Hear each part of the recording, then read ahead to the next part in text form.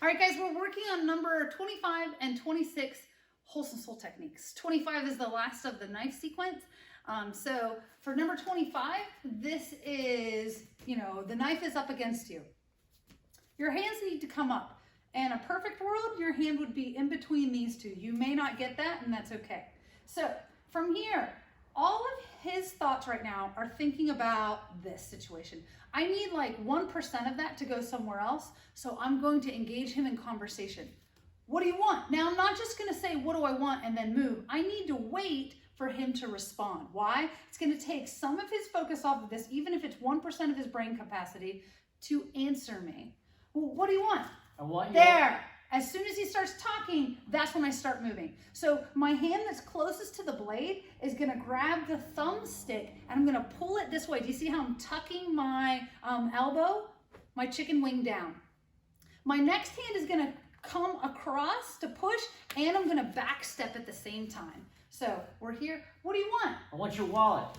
And then once I come here, I still need to disarm. If you're fancy and you can get the arm bar, awesome. If not, the easiest, cleanest way to disarm is to put it down to the ground. Look how extended he is. I'm going to put my leg over top. It hurts a lot, and I tell him, drop the knife, and I continue to disarm. Now, something to think about, when you're feeling pain and you have the knife, for whatever reason, you're telling them to drop the knife and you're not thinking about dropping it. So you have to continue to say it. Please don't hurt your partner. But oftentimes I've seen people, they're in pain, they're tapping, and they forget that they should just drop the knife and the pain will stop.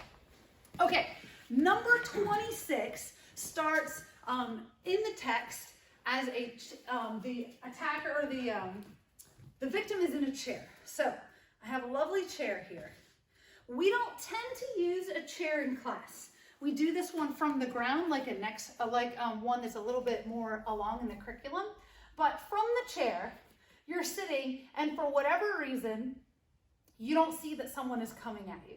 Now, my chair is a little bit wobbly right here. My chair isn't, attached to the ground. If I were on a bus, it'd be much less wobbly, or if it were against a wall or something along those lines. But this chair is a little bit wobbly, just to let you know. So it's going to be a little bit tricky for this skill. So I'm doing whatever I'm doing, texting, and he comes in. So I'm going to take my leg and I'm going to kick him in the chest. Now, I kicked with the leg that was opposite that he attacked with. Yeah? Once I do that, I'm trying to hit him in the sternum. My other leg is going to come wrap around his knee. I'm going to bring his knee in as I push. So I'm going to scissor my legs, push, pull as I take him down.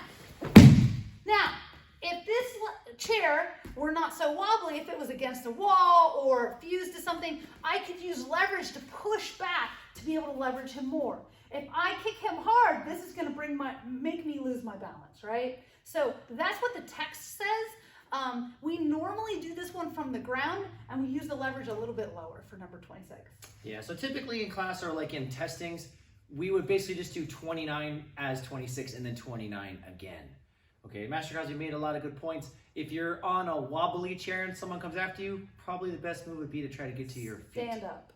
Right, because if I come at her with much force and she pushes back, she's likely to fall down herself. So, a couple key points on 25 and 26.